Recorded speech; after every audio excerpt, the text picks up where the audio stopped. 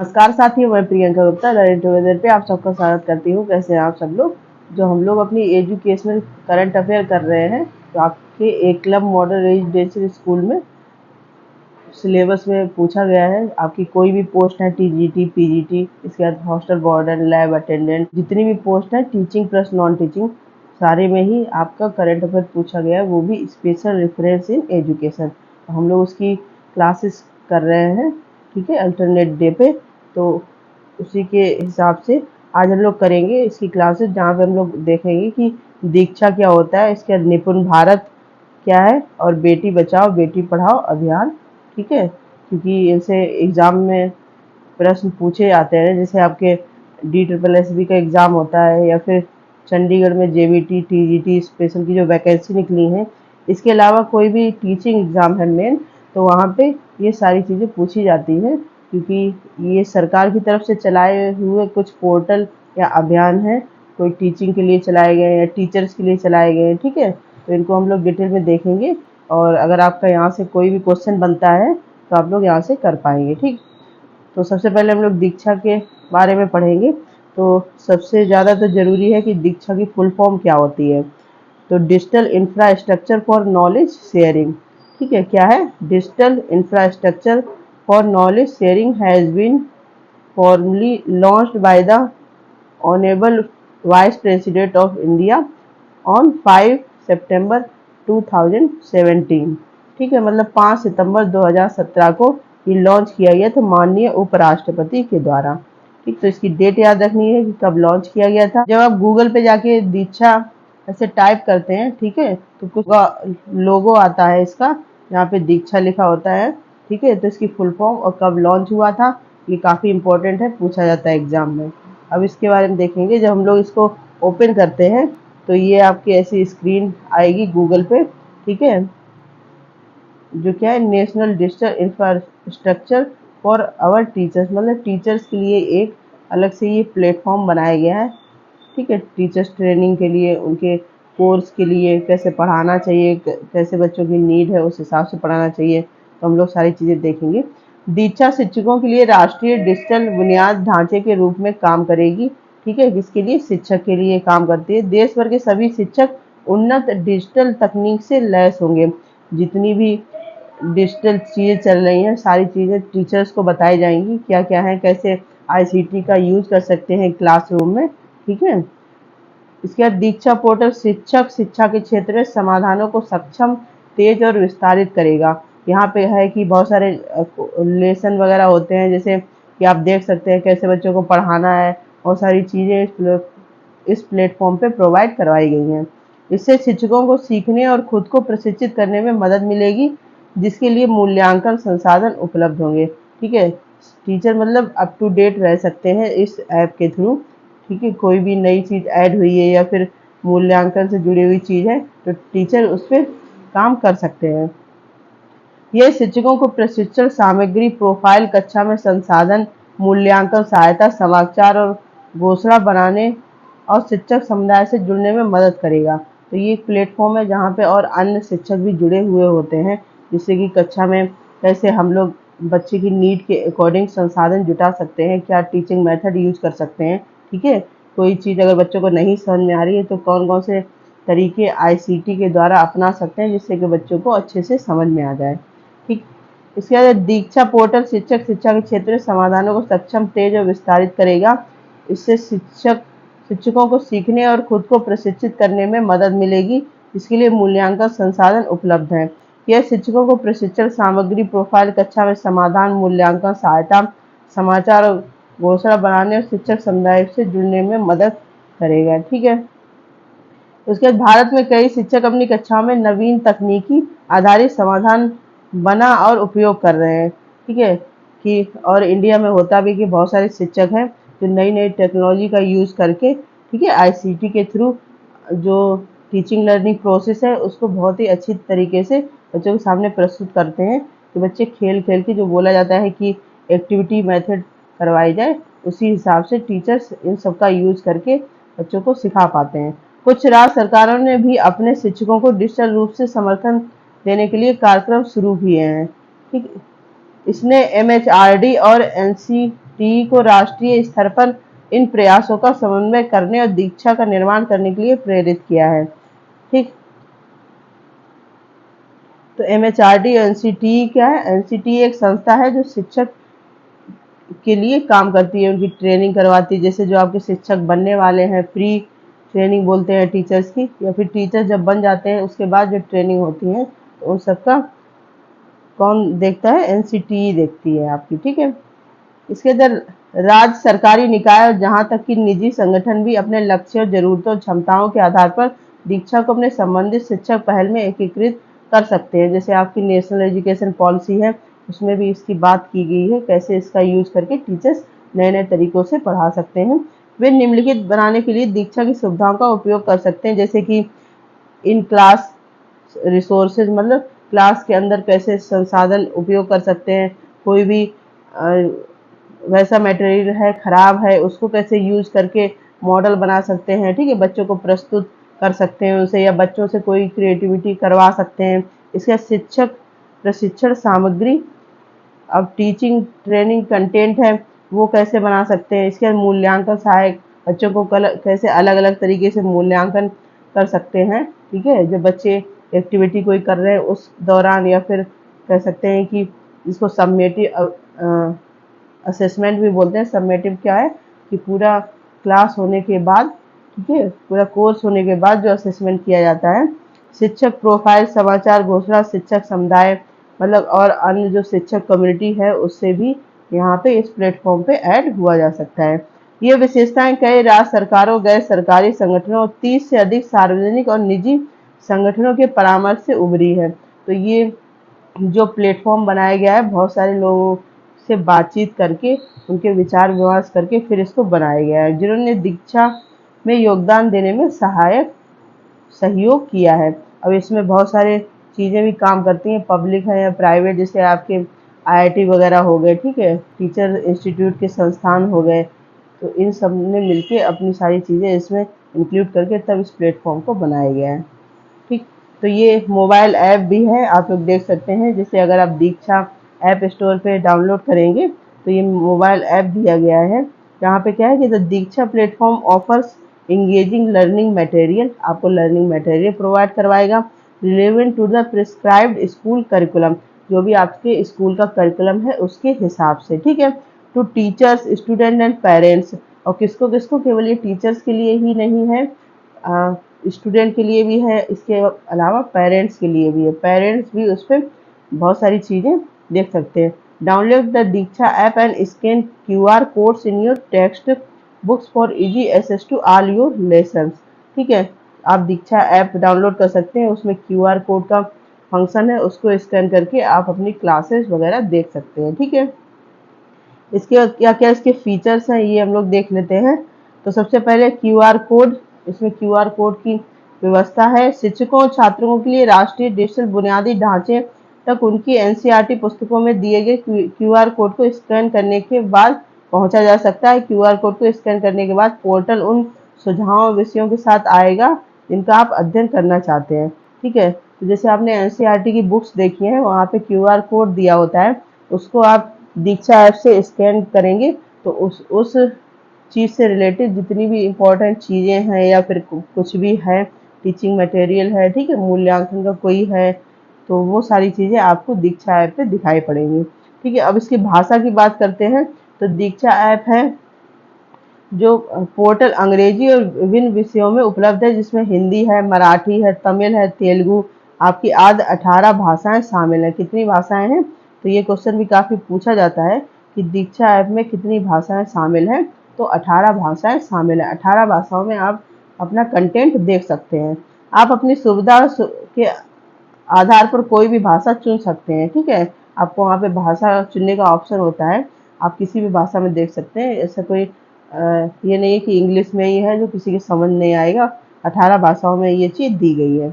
इसके बाद है स्थान आधारित। पोर्टल सबसे पहले वह स्थान पूछेगा जहाँ से आप संबंधित हैं, मतलब आपकी लोकेशन पूछेगा।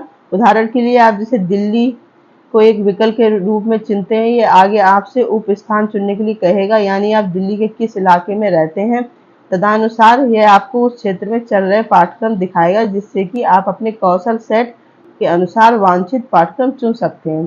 ठीक है, अब स्थान क्यों पूछता है कि आप कौन से स्कूल में है या कुछ भी, जैसे यहाँ पे एग्जाम्पल दिया गया, आप कहीं और का भी दे सकते हैं। जैसे आगरा है, आगरा में आप कहाँ रहते हैं, ठीक है, तो फिर वहाँ उस स्कूल में जो एक्टिविटी या कोई चीज़ें चल रही होंगी उस हिसाब से ही यहाँ पे पूरे सेट्स दिए होंगे जिनको आप यूज़ कर सकते हैं। ठीक है, कक्षा आधारित दीक्षा पोर्टल के लिए उपयोगकर्ता को वह कक्षा चुनने की आवश्यकता होती है जिसकी अध्ययन सामग्री तक पहुंच बनाई जानी चाहिए। उस मानक पर क्लिक करें जिसकी अध्ययन सामग्री आप एक्सेस करना चाहते हैं और सबमिट बटन दर्ज करें।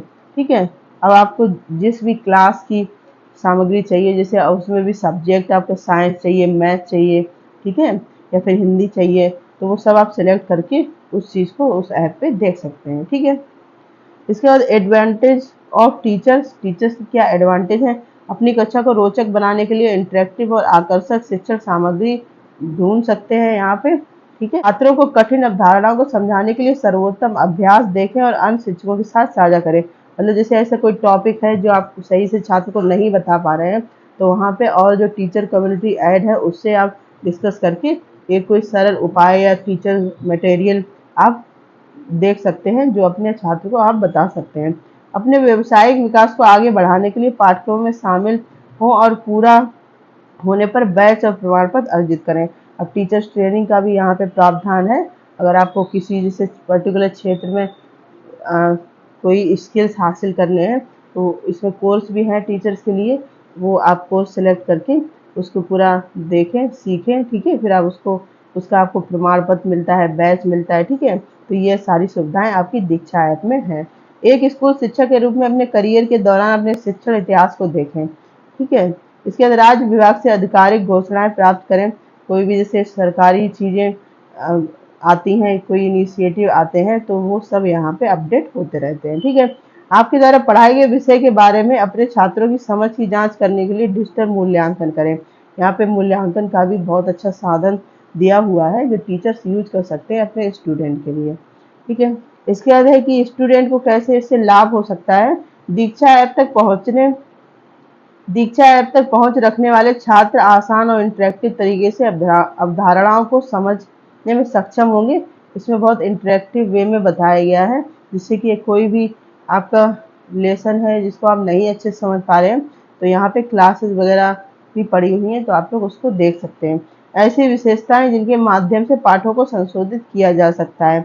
ऐप छात्रों को स्व मूल्यांकन अभ्यास के माध्यम से अपनी शिक्षा का परीक्षण करने की सुविधा भी देता है। ठीक है, तो आप लोग देख रहे हैं कि ये टीचर्स के लिए, स्टूडेंट के लिए कितना बेनिफिशियल है। इसका यूज करके बहुत सारी अच्छी अच्छी चीज़ें और बहुत सारे कंटेंट जो आपको नहीं अच्छे से समझ में आता है, बहुत सारे बच्चे हैं जो टीचर से डायरेक्ट नहीं पूछते हैं, वो भी इसका यूज कर सकते हैं। अब पेरेंट्स को कैसे बेनिफिट होने वाले हैं एक दीक्षा ऐप। जिन अभिभावकों के पास अपने मोबाइल में दीक्षा ऐप है वे कक्षा की गतिविधियों पर नजर रख सकते हैं और स्कूल समय के बाहर शंकाओं का समाधान कर सकते हैं। ठीक है, अब किस क्लास में क्या पढ़ाया जा रहा है उन गतिविधियों पे भी जो पेरेंट्स हैं वो नज़र रख सकते हैं अपनी बच्चों की। अगर कोई समस्या है तो फिर बाद में टीचर से मिलकर उसको सॉल्व कर सकते हैं। ठीक है, ये इसमें शामिल सभी हितधारकों के बीच परेशानी मुक्त बातचीत के लिए एक व्यापक मंच है।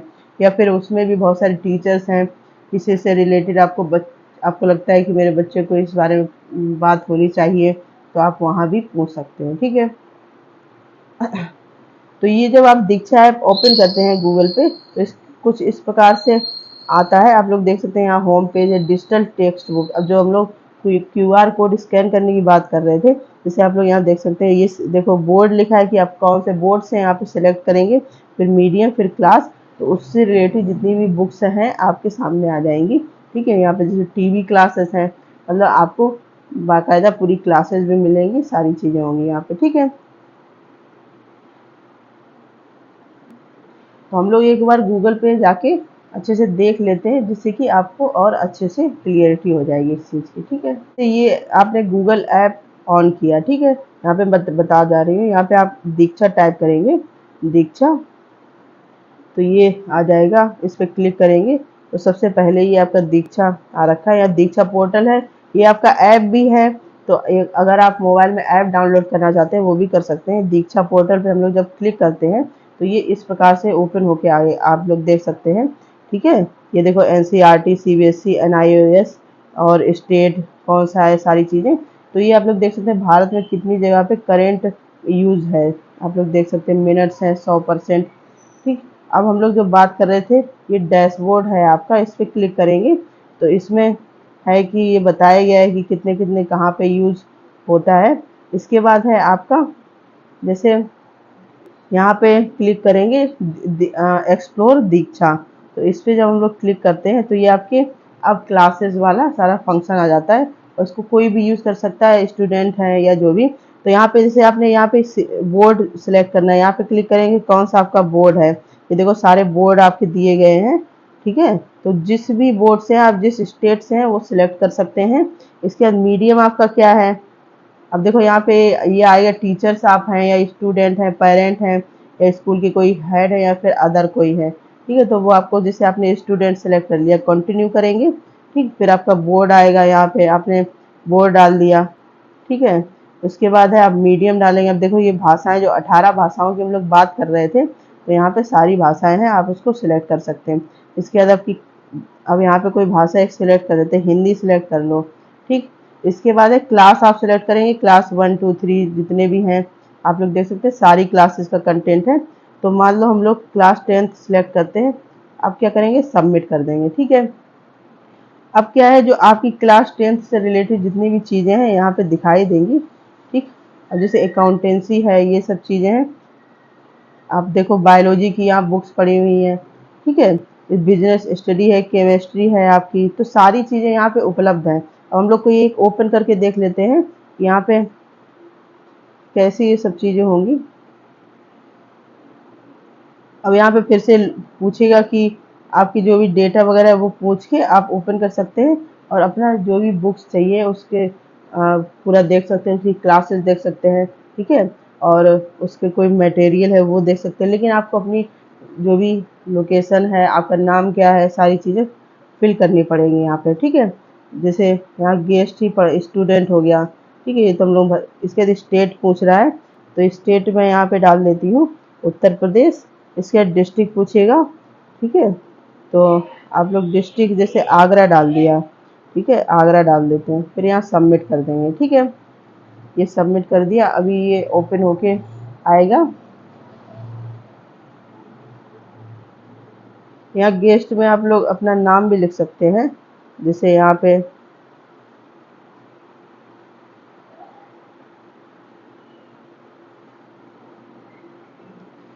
अब देखो ये सबमिट होके आ गया। अब हम लोग यहाँ पे कोई अगर बुक ओपन करेंगे, मान लो हम लोग यहाँ पे ये कंप्यूटर की बुक ओपन करते हैं, इसको ओपन करेंगे तो ये देखो आपकी पूरी क्लासेस है यहाँ पे। आप लोग ऐसे क्लास यहाँ पे ये देखो पूरा कंटेंट दिया जो एनसीईआरटी में आपका होता है, आप ऐसे भी देख सकते हैं। इसके अलावा जैसे आपको वीडियो देखनी है तो यहाँ पे आप लोग देख सकते हैं ये ऑल लिखा है, यहाँ वीडियो पे क्लिक करेंगे जब, ठीक है, तो इससे रिलेटेड सारी वीडियो मतलब जो भी क्लासेस की हैं आपकी यहाँ पे आ जाएंगी। अब देखो ये पूरा दिया गया कि चैप्टर 2 है, चैप्टर 3 है, 4 5 इस प्रकार से। अब यहाँ पे वीडियो इंटरेक्टिव या डॉक्यूमेंट फॉर्मेट या कुछ भी, तो अभी ये वीडियो पे क्लिक हो नहीं रहा है। हम लोग और कोई जैसे ये इकोनॉमी की खोल के देख लेते हैं, इसके वीडियो देखते हैं। ये देखो वीडियो पे क्लिक करेंगे तो इसका ये वीडियो आ गया। ठीक है, अब इस पे वीडियो पे क्लिक करते हैं तो ये आपकी वीडियो से रिलेटेड यहाँ पे चीज़ें दी जो लिखा है एक्सप्लेनेशन कंटेंट, तो इस पे क्लिक करेंगे। इसका कुछ दिक्कत हो रहा है लेकिन इस प्रकार से आप करके इसको यूज़ कर सकते हैं। ठीक है, तो समझ गए ना। तो ये देखा हम लोग ने, ऐसे आ सकते हैं, ऐसे आप लोग सारी चीज़ें यहाँ पे देख सकते हैं। अब हम लोग हाईलाइट देख लेते हैं क्या क्या इसके मेन हाईलाइट हैं।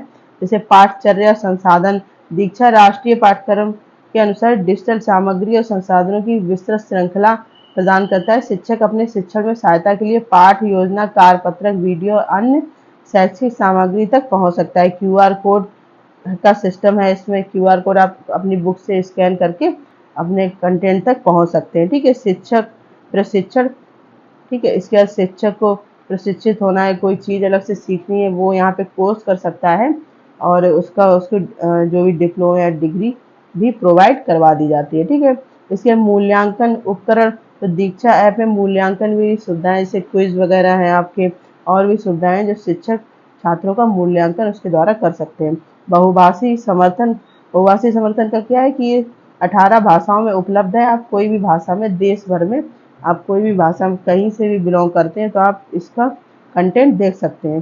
ठीक है, विविध प्लेटफॉर्मों के साथ एकीकरण, अब दीक्षा ऐप बहुत सारे जो प्लेटफॉर्म है सरकार की तरफ से चलाए गए, जैसे आपका निपुण भारत है या फिर और भी हैं, उन सबसे रिलेट करता है। तो आप इसलिए यहाँ पे बहुत आसान तरीके से आपको सारे कंटेंट प्रोवाइड भी हो जाता है। मोबाइल ऐप के माध्यम से पहुँच, इसके बाद इसका मोबाइल ऐप भी है जो आप लोग अपने मोबाइल में भी इसका यूज आसानी से कर सकते हैं। ठीक है, और जो भी अलग अलग जगह पे टीचर्स हैं उनसे ऐड हो सकते हैं। ठीक है, अपने बच्चे की गतिविधियों पे नज़र रख सकते हैं। तो ये आपका दीक्षा था, आशा करती हूँ आपको समझ में आ गया होगा। इसके बाद हम लोग देखेंगे कि निपुण भारत क्या है। NEP 2020 के अनुसार शिक्षा प्रणाली की सर्वोच्च प्राथमिकता 2025 तक प्राथमिक विद्यालय में सार्वभौमिक मूलभूत साक्षरता और संख्यात्मकता हासिल करना है, जो हम लोग FLN की बात करते हैं, फाउंडेशनल लिटरेसी एंड न्यूमेरेसी, वो प्राइमरी स्कूल में 2025 तक पूरी अचीव करनी है। ठीक है, तो उसको ध्यान में रख के आपका निपुण भारत पोर्टल बनाया गया है। अब ये कैसे वर्क करता है, इस नीति का बाकी हिस्सा हमारे छात्रों के लिए तभी प्रासंगिक होगा जब यह सबसे बुनियादी सीखने की आवश्यकता, यानी बुनियादी स्तर पर पढ़ना, लिखना और अंकगणित पहले हासिल की जाएगी। इसके अनुसार से बताया गया कि जो छात्र हैं जब तक वो बेसिक चीज़ें नहीं सीख पाएंगे, जैसे आपकी रीडिंग है, राइटिंग है, अर्थमेटिक, मतलब नॉर्मल डे टू डे वाली जो चीज़ें हैं वो नहीं सीख पाएंगे, तो इस पे ज़्यादा ध्यान दिया गया है। इस प्रयोजन के लिए शिक्षा मंत्रालय द्वारा प्राथमिकता के आधार पर मूलभूत साक्षरता संख्यात्मकता पर एक राष्ट्रीय मिशन स्थापित किया गया है। ठीक है, तो ये FLN के लिए मेन बनाया गया है।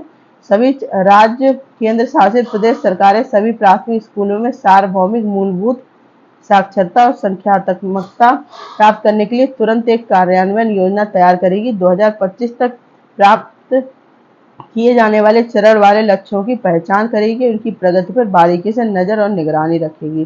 ठीक है, कि बच्चों को डेली बेसिस की जो चीज़ें हैं, नॉर्मल रीडिंग, राइटिंग और गणित से रिलेटेड, जैसे बच्चा कोई सामान लेने गया है तो 10 रुपये लेके गया है, 5 रुपये सामान ली, तो उसको पता होना चाहिए कि 5 रुपये उसको वापस लेके आने, ऐसी नॉर्मल चीज़ें बच्चे को पता होनी चाहिए। ठीक है, तो निपुण भारत है, ये आप जैसे हम लोग ने अभी गूगल पे दीक्षा का देखा, ऐसे हम लोग जब उस पर निपुण भारत डालेंगे तो ये लिख के आता है कि कहाँ से, department of school education and literacy. ठीक है, इसके बाद अंडरस्टैंडिंग द फाउंडेशनल न्यूमेरेसी, मतलब बच्चों को नॉर्मल जो चीज़ें हैं, रीडिंग, राइटिंग या फिर मैथ से रिलेटेड, वो आनी चाहिए। ठीक है, तो हम लोग जब ऐसे इसको लॉगिन करते हैं तो ये ऐसे लिख के आता है। तो आपको डिपार्टमेंट पता होना चाहिए किस डिपार्टमेंट का है ये, और किसके लिए, छोटे बच्चों के लिए बनाया गया है। ठीक है, इसके बाद ये है आपका निपुण भारत। इसमें हम लोग देखते हैं N में क्या है, स्कूल विद प्राइमरी ग्रेड्स। ठीक है, primary teachers in primary grades, teachers vacancy in primary grades, मतलब ये सारी प्राइमरी को लेके यहाँ पे चीज़ बनाएगी। जैसे आपका विद्या प्रवेश एक है, वो भी प्राइमरी के लिए है। ठीक है, तो उसको, और टीचर्स के जो डाइट में ट्रेनिंग वगैरह होती है वो कैसे काम करती है, यहाँ पे राज्य सरकार कैसे काम करती है, ठीक, इन सबको ध्यान में रख के ये बनाया गया है। ठीक है, राष्ट्रीय शिक्षा नीति 2020 के अनुसार स्कूली शिक्षा प्रणाली के सर्वोच्च प्राथमिकता 2025 तक प्राथमिक स्तर पर मूलभूत साक्षरता और संख्यात्मक कौशल का सार्वभौमिक अधिग्रहण हासिल करना है।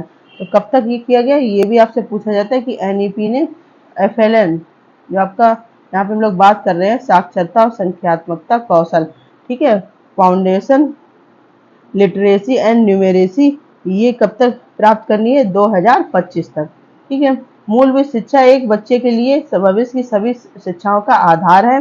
समझ के साथ पढ़ने, लिखने और बुनियादी गणित संचालन करने में सक्षम होने के बुनियादी कौशल हासिल नहीं करने से बच्चा तीसरी कक्षा के बाद पाठ्यक्रम की जटिलताओं के लिए तैयार नहीं होता है। मतलब कक्षा 1, 2, 3 तक ये सब चीज़ें बच्चे को आनी ही चाहिए। टीचर की पूरी रिस्पॉन्सिबिलिटी है क्योंकि क्लास 3 के बाद मैथ का थोड़ा सा लेवल हाई होता है, तो बच्चे फिर उस चीज़ को समझने में दिक्कत महसूस करते हैं। ठीक है, इसलिए ये बनाया गया है आपका क्लास 3 तक के बच्चों के लिए। ठीक है,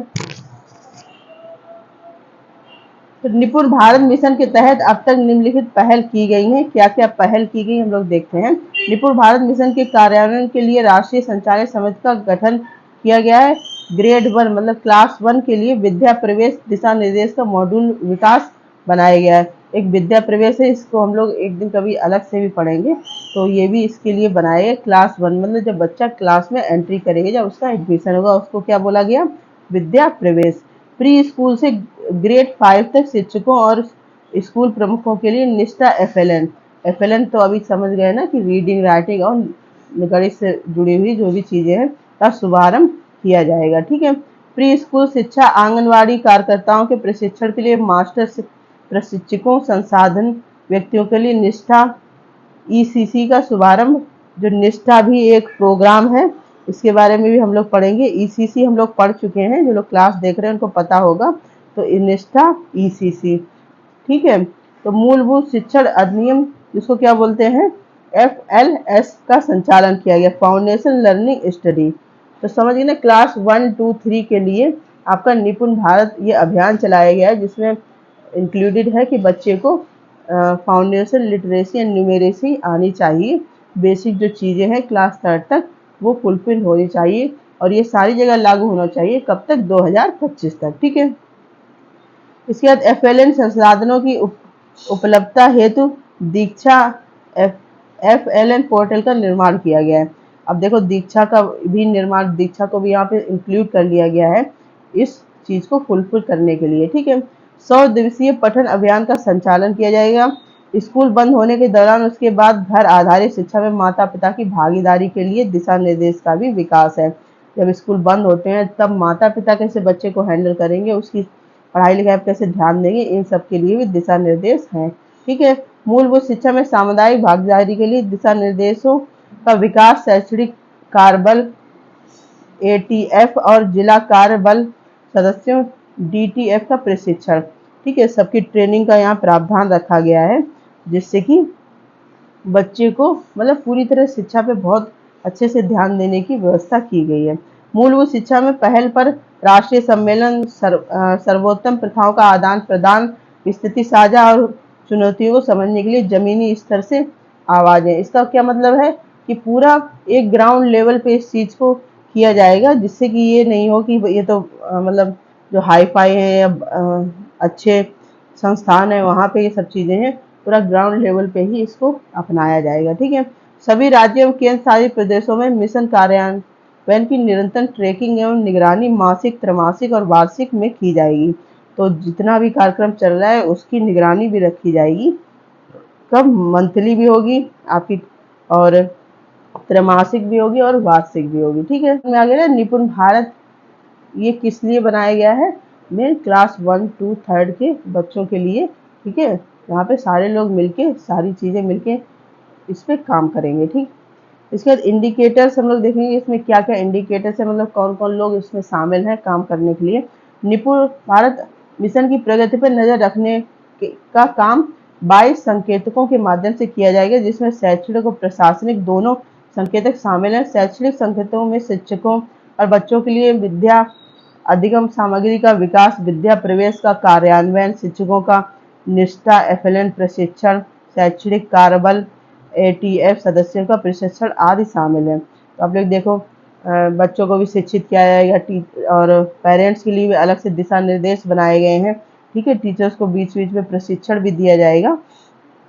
इसके अलावा जो एकेडमिक टास्क फोर्स है, मतलब टीचर्स के अलावा भी तो स्कूल में बहुत सारे लोग होते हैं, उनके भी प्रशिक्षण का प्रावधान किया गया है। ठीक है, तो मतलब जो न्यू एजुकेशन पॉलिसी है वो कितने अच्छे उस पर काम कर रही है, और हो सकता है कि अगर ऐसे ही जिस प्रकार से बनाया गया है सारा सिस्टम हुआ, तो आगे की शिक्षा बहुत अच्छी होने वाली है। ठीक है, इसके बाद इसके कुछ हाईलाइट है निपुण भारत के, वो हम लोग देखेंगे।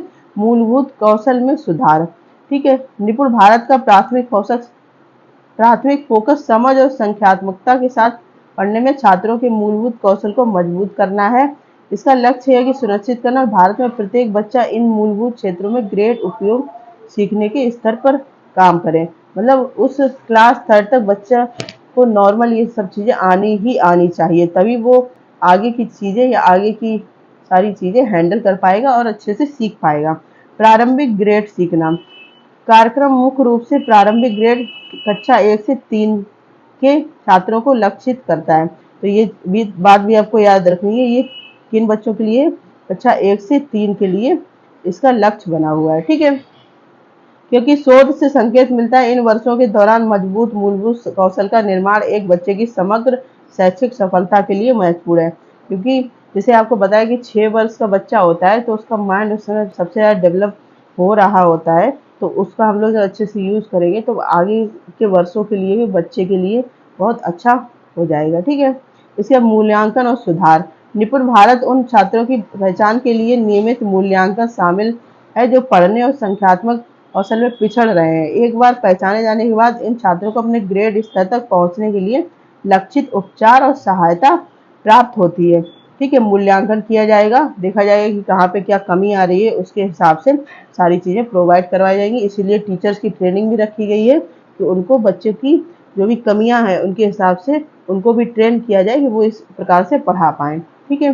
तो आगे की शिक्षा भी बहुत वैसी होने वाली है कि ऐसे नहीं है कि आप नॉर्मल, आपको आईसीटी का यूज़ नहीं आता है, ठीक है, कंप्यूटर नहीं पता है आपको, या फिर आप अवेयर नहीं है जो डेली अब की चीज़ें अपडेट होती हैं, तो टीचर्स के लिए काफ़ी अच्छा होने वाला है।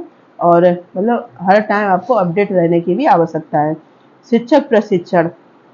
कार्यक्रम साक्षरता और संख्यात्मक परिणाम में सुधार के लिए शिक्षकों को प्रभावी शिक्षण रणनीतियों में लैस करने के लिए शिक्षक प्रशिक्षण और क्षमता निर्माण पर जोर देगा। यहाँ पे टीचर्स की ट्रेनिंग का भी प्रावधान रखा गया है, ठीक है। सामुदायिक सहभागिता। अब सामुदायिक सहभागिता क्या मतलब है कि जितने भी लोग हैं समुदाय से रिलेटेड, पेरेंट्स हैं और टीचर्स के अलावा जो भी एकेडमिक स्टाफ है वो सब मिलके इस पे काम करेगा। प्रौद्योगिकी उपयोग। कुछ मामलों में कार्यक्रम के तहत शिक्षण और सीखने में सहायता के लिए प्रौद्योगिकी का लाभ उठाया जाता है, ठीक है। तो यहाँ पे टेक्नोलॉजी का काफ़ी अच्छे से यूज होगा, तभी आप इन सब चीज़ों को अच्छे से कर पाएंगे, ठीक। तो ये हमारा था निपुण भारत। आशा करती हूँ आपको समझ में आ गया होगा। तो मेन आपको याद रखना है किस ग्रेड के लिए बनाया गया, क्या इसका मेन उद्देश्य है, ठीक है। इसके बाद हम लोग देखेंगे बेटी बचाओ बेटी पढ़ाओ अभियान। ये किस लिए ज़रूरी है, बेटियों को पढ़ाना सबसे पहले तो बचाना है, क्योंकि बहुत सारे अभी भी ऐसे एरिया हैं जहाँ पे ये चीज़ें आती हैं कि लड़की नहीं लड़का होना चाहिए, ठीक है। तो इस अवधारणा को भी चेंज करना, सारे लोग ही इक्वल हैं, सबको ही इक्वल देखना भी चाहिए, ठीक है। क्योंकि लड़कियां भी आप लोग देख सकते हैं अलग अलग उसमें स्ट्रीम में जाती हैं, आर्टिस्ट बनती हैं, लॉयर होती हैं, टीचर्स भी होती हैं, पायलट, आजकल सारे फील्ड में लड़कियां जा रही हैं, अच्छा बहुत अच्छा कर रही हैं, ठीक है। सोल्जर भी हैं आपके, आईपीएस इंजीनियर, ठीक है। तो ये पूरा आप देख सकते हैं। उसके अलावा भी आपकी बेटी हो सकती है, आपकी माँ भी हैं जो लड़कियों की आपकी दोस्त हो सकती हैं, वाइफ हो सकती हैं, ठीक है। तो यहाँ पे देखते हैं इसका क्या है, इस यहाँ पे इसका मूल मंत्र ये है बेटा और बेटी एक समान, ठीक है। तो ये आपको मूल मंत्र पता होना चाहिए। आइए बेटियों के जन्म का जश्न मनाएं। हमें अपनी बेटियों पर उतना ही गर्व होना चाहिए जितना अपने बेटों पर। मैं आपसे अनुरोध करूँगा कि आप अपनी बेटी के जन्मदिन पर 5 पेड़ लगाएं, ठीक है। ये प्रधानमंत्री अपने गोद लिए गांव जयापुर के नागरिकों से इन्होंने ये बात कही थी जब ये अभियान चलाया गया था, ठीक है। मतलब कि बेटी के जन्मदिन पर 5 पौधे लगाने हैं। बेटी बचाओ बेटी पढ़ाओ की शुरुआत प्रधानमंत्री ने 22 जनवरी 2015, अभी ये डेट आपको याद रखनी है कब की गई थी, 22 जनवरी 2015 को हरियाणा, ठीक है, हरियाणा के पानीपत में की गई थी। बेटी बचाओ बेटी पढ़ाओ योजना जीवन भर बाल लिंग अनुपात में गिरावट को रोकने में मदद करती है और महिला सशक्तिकरण से संबंधित मुद्दों का समाधान करती है। कौन से 3 मंत्रालय, एक तो आपको महिला एवं विकास मंत्रालय, स्वास्थ्य परिवार कल्याण मंत्रालय और मानव संसाधन मंत्रालय इसको कार्यान्वित करते हैं। तो ये 3 मंत्रालय जो इसको चलाते हैं, ठीक है। योजना के मुख्य घटकों में पहले चरण में पीसी और पीएनडीटी अधिनियम का कार्यान्वयन, राष्ट्रव्यापी जागरूकता और प्रचार अभियान और चयनित 100 जिलों। अब 100 जिले कौन कौन से थे जहाँ पे लिंग अनुपात कम था, ठीक है, में क्षेत्रीय कार्य शामिल है। तो ये पहले 100 जिलों में चलाया गया था जहाँ पे लिंग अनुपात काफी कम था। बुनियादी स्तर पर लोगों को प्रशिक्षण देकर उन्हें संवेदनशील और जागरूक बनाकर तथा सामुदायिक गतिशीलता के माध्यम से उनकी सोच में बदलाव लाने पर जोर दिया गया। तो लोगों के लिए अधिक से प्रशिक्षण दिए गए, ठीक है, उनको ये चीज़ बताई गई कि लड़के और लड़की में कोई भेद नहीं है, क्योंकि ये अवधारणा को बदलने में ही बहुत साल भी लग चुके हैं। कब से इन सब चीज़ों पे काम भी हो रहा है, फिर भी अभी पूरी तरह कहीं ना कहीं हम लोग इस चीज़ से अवेयर नहीं हो पाते हैं, ठीक है। और कहीं ना कहीं ये होता है कि हाँ लड़की है तो मतलब इसका काम है ये सब चीज़ें करना, अलग ही नज़रिए से देखते हैं, या फिर बहुत सारी जगह पे कि लड़के की चाह में लड़के को मार भी दिया जाता है। इसलिए ये योजना मेन चलाई गई थी, ठीक है। एनडीए सरकार बालिकाओं के प्रति समाज के दृष्टिकोण में परिवर्तनकारी बदलाव लाने की कोशिश कर रही है। प्रधानमंत्री मोदी ने मन की बात में सेल्फी विद डॉटर पहल शुरू करने वाले हरियाणा के बीबीपुर के एक सरपंच की तारीफ की। तो हरियाणा के ही एक सरपंच थे बीबीपुर के, जिन्होंने सेल्फी विद डॉटर एक अभियान चलाया था, ठीक है। उसको सरकार की तरफ से उन्हें सम्मान भी दिया गया था। प्रधानमंत्री ने लोगों से अपनी बेटियों के साथ अपनी सेल्फी भेजने का भी अनुरोध किया और ये जल्दी दुनिया भर में हिट हो गई थी। तो ये काफी उस टाइम पे चल भी गया था, ठीक है। तो मतलब कहीं ना कहीं एक अवधारणा हम लोग ही चेंज करते हैं। जैसे आप लोग यहाँ देख सकते हैं एक सरपंच थे बीबीपुर के, उन्होंने ये चीज़ चालू की, ठीक है। तो बहुत से लोगों की अवधारणा चेंज भी हुई होगी इस सब को लेके। भारत और दुनिया भर के कई देशों के लोगों ने अपनी बेटियों के साथ अपनी सेल्फी भेजी। भारत और दुनिया भर के कई देशों के लोगों ने अपनी बेटियों के साथ अपनी सेल्फी भेजी और ये उन सभी के लिए गर्व का अवसर बन गया जिनकी बिटिया है, ठीक है। तो बहुत सारे लोगों में इससे परिवर्तन भी आया। उन्होंने सोचा कि जब एक नॉर्मल सी जगह के सरपंच ही काम कर सकते हैं तो हम लोग भी कर सकते हैं। तो बदलाव इसी तरीके से होते हैं। आप समाज के एक अच्छे नागरिक हैं, आप कुछ ऐसा करिए जिससे कि आपके आसपास के लोग भी चेंज हों, ठीक है। ना कि ऐसा कि आपको गलत तरीके से इंडिकेट किया जाए, या फिर आप समाज में रह रहे हैं लेकिन आपके समाज में कोई आपका हिस्सा ही नहीं है, किसी चीज़ पे आप काम नहीं कर रहे हैं।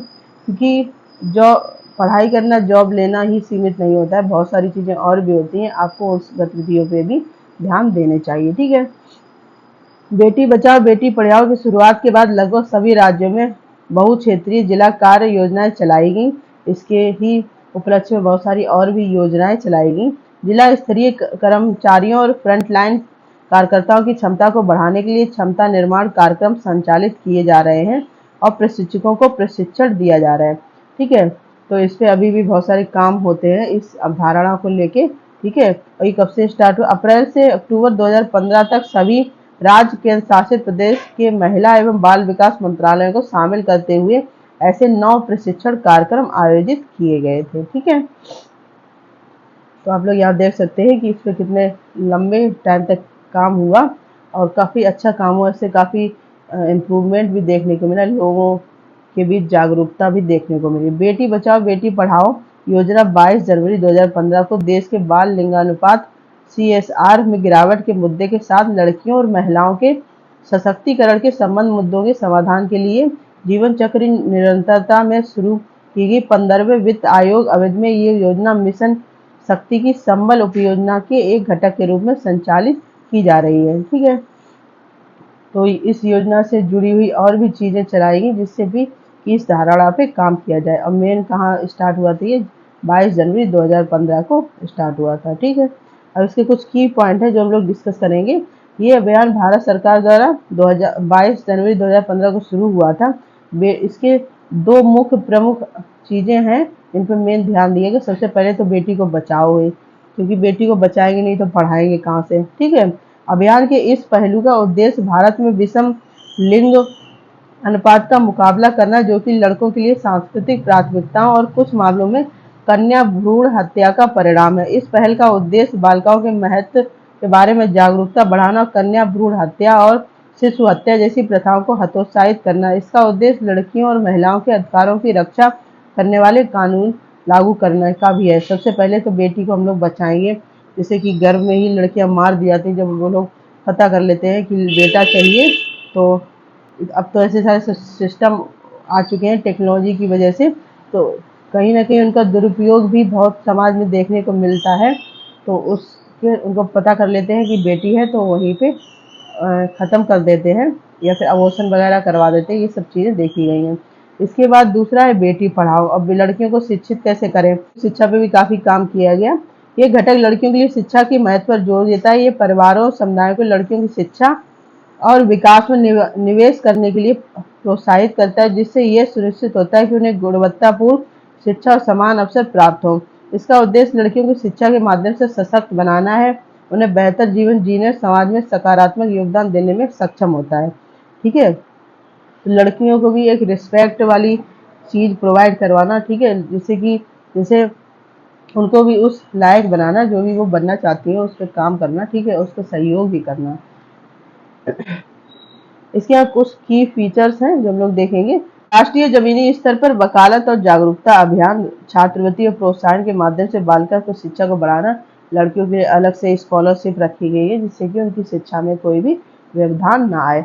लैंगिक समानता, लड़कियों की सुरक्षा से संबंधित कानूनों को कार्यान्वयन को मजबूत करना, ठीक है, इससे रिलेटेड बहुत सारे कानून भी बनाए गए, ठीक है, जिससे कि कन्या भ्रूण हत्या जैसी समस्याएं भी खत्म हो। अभियान में सामुदायिक भागीदारी को प्रोत्साहित करना, लिंग भेदभाव, कन्या भ्रूण हत्या से संबंधित मुद्दों की निगरानी करना, उनका समाधान करना, ठीक है, लिंग भेदभाव मतलब लड़की और लड़के में भेदभाव करना, इन सब चीज़ों के भी खत्म करना।